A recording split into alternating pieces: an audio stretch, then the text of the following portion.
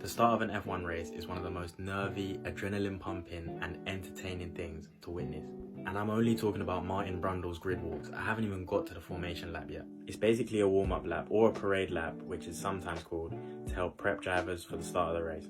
And at this point, communication between the team and the driver is going off more than a call center, because they are trying to make sure everything in the car is in the optimal temperature and is working at its peak. But just before you see cars pull up to their grid slots, you might see them do a burnout. Not the game, which was hard by the way, top 10. This is where the drivers will warm up the rear tyres, ready for the start of the race. But if you don't have manual starts on F1 2022, firstly, what are you doing? Just stop this video, go to your console right now and put on manual starts. But back to the video now, and I know all of you will know that putting that car in the grid slot isn't easy, and doing manual starts with the clutch, it's just a pain.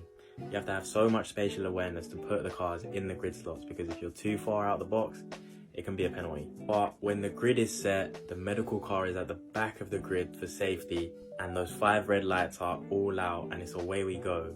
If you're too eager, then you may do what is known as a jump start.